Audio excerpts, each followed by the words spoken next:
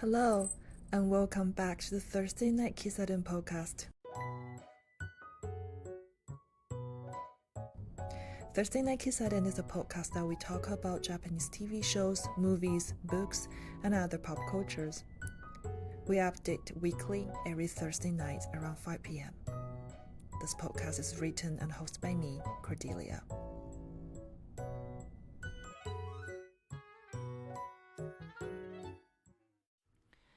Hello, my dear listeners, and welcome back to the Thursday Night Kissaten podcast. Hope you're doing well out there.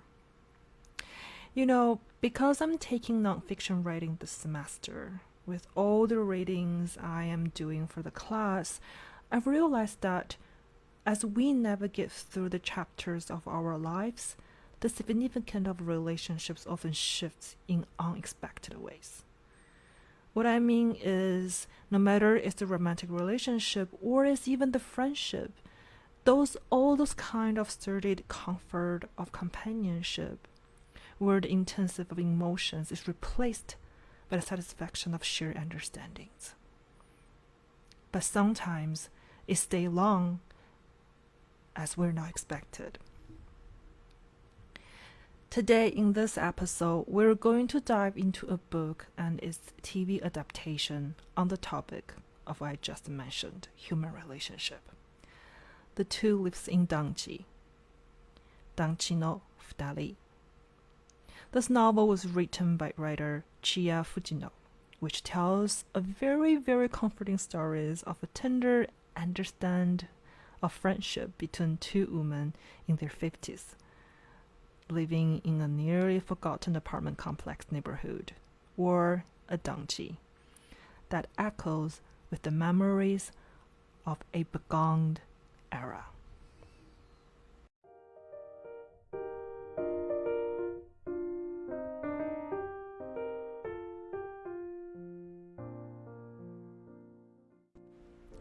Let's touch on a little bit on the stories. The writer Chiya Fujino writes, "There is a certain sanity in knowing that we're not alone, even in our solitude." Of course, we're not alone, even though with current, super individual isolated life, that we still have our phones around with the people that we want to talk across the ocean and across the continents. Fujino's narratives does not rush. She writes in a very, very peaceful pace, and it reminds us the gentle through the daily lives of our main two characters, Natsuko and Noe. Both of them have returned to their childhood homes in Danchi. Natsuko once was an illustrator, but now spends her days selling items through a flea market app. And while Noe endures all the stresses of her part-time job as a university lecturer. They first met in the community daycare and have been friends for their whole life. What a lifelong friendship! I can't even imagine. Natsuko and Noe are not extraordinary in a very common sense. Well, they are not heroes. And neither of them are faced dramatic life conflicts, but just in their ordinaries lies their profound reliabilities for people in the community, and also the most important, for each other. So, what is a danchi? The Danchi is actually a heritage of Japanese post-war boom. It served as more than just a history. So according to Wikipedia, Danchi literally means the group land. Is the Japanese word for a large cluster of apartment buildings or the houses of a particular style and design, typically built as a public housing by the government authorities.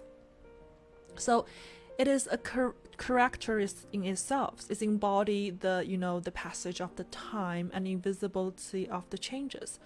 So it was once very vibrant and full of life. The Japan Housing Corporation, JHC, now is known as the Urban Residence Agency, which was the UR, was founded in 1955.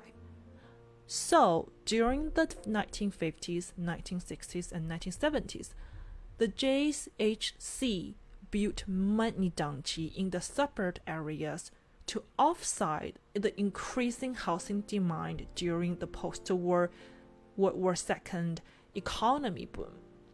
So it was introduced to Japanese salarymen to live, around the nuclear family in the contract with the multiple generation houses before the war. During the war, places like Tokyo, the big cities, was being smashed with the multiple times of bombing. So the housing was actually a tight thing. People need to build everything from the scratch and ground. And with the increasing of the population, there is a need to move the people from the center of the city to the suburban area. So there is a very interesting style within all those Danchi buildings that, the kitchen especially embodies the rise of the stats of the Japanese housewife. In the past, it was in the dark corner, the kitchen, and the women have to, do their cookings and their house chores like in the corner, not being seen, not being visible. However, in the Danchis, this kitchen took the center of the apartment in the living room. So the families equipped themselves always with three very important treasures: a refrigerator, a washing machine, and also a black and white television set. That was in the 1950s and 60s. But now, the Danchi houses mostly are the elderly residents. It's very quiet, only have stairwells, there are no elevators. It tells the stories of what happened during the economy boom time of Japan. And a lot of people who are born during that time, they actually grew up in a community like that. So I'm just guessing here, maybe the writer Fujino, that she also used to live in that kind of community, or she is using the setting to mirror the internal landscape of her own characters, Noe and Natsuko.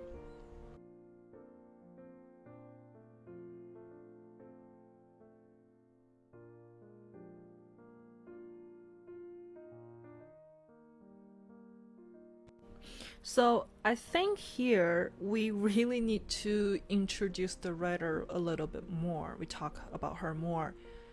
Chiya Fujino. So the novel, Danchi no Futari, was grounds further depth when considering the writer Fujino's her own life. Chiya Fujino was born in 1962 in Fukuoka, and she is not only a very celebrated Japanese writer of the literary fictions, but also the only one who is openly transgender writer to ever win the Akutagawa Prize. So her work often reflects the difficulties of her own life journey, and many of her characters are portrayed as a social misfit in the conflicts with the grand conversations of Japanese society. So Fujino's personal experience with her own identity and the social expectations is really unadoptable informed the characteristics in her writing. So it's for me as a reader, I was so shocked and I feel like even that she went through so many barriers with the society. There was so much, can't tell, not in the conversation, not being discussed. Her story, she still makes her story resonate on a very deep, gentle, and very intimate level. It's just comforting. Like she writes in the book, like Danchi no Futari, she writes, "The beauty of life often lies not in the climax, but in its subdued daily life." She knows where to find the beauty. She knows so many times in the story, she writes what is the most beautiful moment of life was Natsuko and Noe having coffee at their balcony. Just looking at the sunset, looking at the sunrise, talking about the past. It's just those small things. I think it's only the people who went through the big storm or the big traumatic moment of their life, they know what is the most beautiful moment. Is those small detail, little things of life. Is with the power of healing. So in 2024 September, Danchi no Futari was adopted into a 10 episodes TV show and produced by NHK. And amazing fact that directed by 2 female directors. 2 female directors. It was so amazing. And starring Satomi Kobayashi as Natsuko and Kyoko Koizumi as Noe.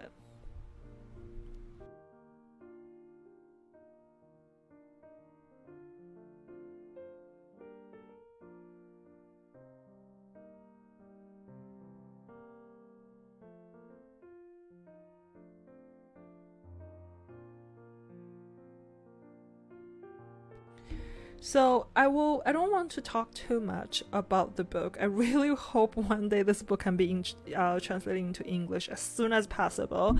And yeah, let's finger cross. And also at the same time that, this kind of a wonderful platonic friendship can be introduced to the world. Anyway, so I will just talk a little bit here about Natsuko's and Noe's friendship.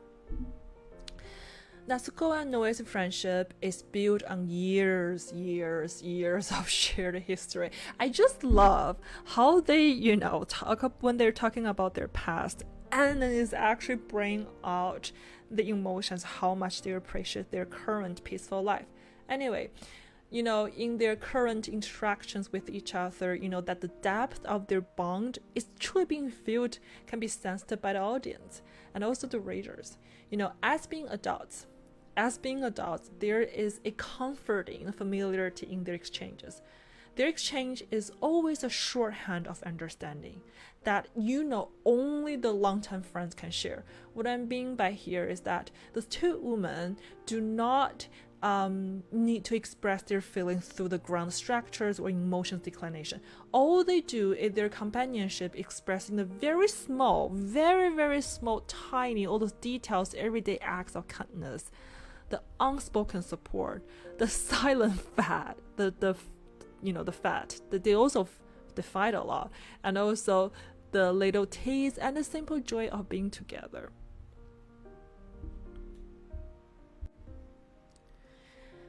And the fact is, this is not today that their lives are without challenges, right? We all have challenges in our life, and also in the story, both of them face their struggles.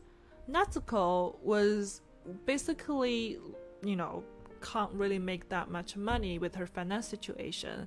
And also Noe was with the pressure of her career. Noe was someone, she owns her PhD in Japanese literature, but she was forced to leave her last full-time faculty position at the past university, and now is only teaches as a part-time lecturer at a university so far from where she lives. So Natsuko, after she moved back to her childhood home after losing her projects as illustrator, and Noe moved back and lives with her elderly parents after divorce, was so way earlier than Natsuko. But the thing is here, both of them have been, through the countless hardships. Yet these challenges are not yet just a forced point of the story. No, the writer, Fujino, instead, she chooses to focus on how they cope, how they continue to find the moments of delightness with the daily home cooking, coffee making, movie watching, selling vintage items online, a walk to the convenience store, and the humor of jokes that they make about each other's age and situation, and how they support each other in their own ways, are just in the both practical and deeply emotions. So that support can help them to heal from their past traumas from the life. So I think at this point, the story invites the readers and also the audience of the TV adaptation. Oh, the TV adaptation is amazing. Sorry, I have to pause here. Take a moment that if you can, get your way to watch this, please go ahead and to watch it. It's really a healing moment that you can, serve for yourself. But, the story definitely invites all of us as an audience and readers to really coherently to consider the notions. What is the notions of the fulfillment and happiness? It suggests that while romantic relationship, may fade, right? We all know that. The bonds of platonic friendship or the other form of platonic relationships, especially those last for decades, can really offer a different kind of intimacy and stability and also comfortness. We cannot really, so here's the thing, I know there's a lot of like romantic stories or TV shows or novels that keep talking about the greatness of love and romantic relationship, but those relationships, to be very honest, the people who actually lived in real life, one day it will fade. I'm not saying that platonic relationship will last forever, but that companionship, those without any obsession and attractions, usually is healthier and definitely stay longer. I'm not saying it's not ending. One day it will end, but the healing power the power the platonic relationship can bring, there's just the beauty in every day and every past story that people are sharing it. So I think Fujino, the writer, definitely, I think what the Fujino seems to say is that in the routine of life, that shared with someone who understands you without the needs for words, really has the power of healing. I hope that makes sense there. But as I read Danchi no Futari, I found myself reflecting on all the different forms of relationship that happened in my own life. I can't, take examples here, from other people's perspective. I'm here sharing mine because the ones that have endured, the test of the time, the ones that took care of me after every crisis, where the need for the concept of the communication has given away the comfortable silence, all those relationships that I'm counting, those are the people who are definitely the celebration of this kind of platonic relationships there. But by all means, I lost my friends because life changes and we don't grown up to the same goal anymore. We grew apart. But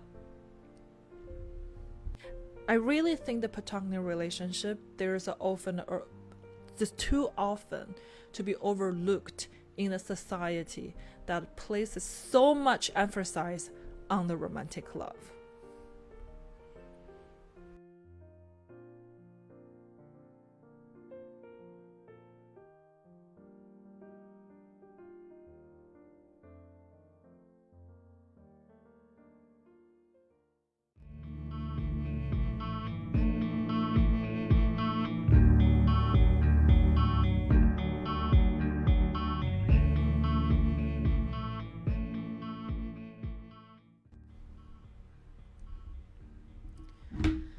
Danchi no Futari, I think, is a story stays with me long after the final page. I love this novel so much. It is just a gentle reminder of the grace that can be found in every day and of the strength that comes from endurance friendship and of the quiet resilience that we all purposed as we navigate the complexity of life. Love this writer. Chiya Fujino's writing just much like the lives of her own characters, does not demand attention, but rather invites a very internal reflection and a literary drum that gently lights up the corner of many readers' hearts. I ordered her second book of the Danchi no Futari and it just arrived today. Can't wait to read the second book. In the end of the story of the first book is not about a dramatic highlights and highs and lows, but is about a steady, comforting presence of those who walk alongside us, even in the most unremarkable times. Thank you again for joining me in this episode today.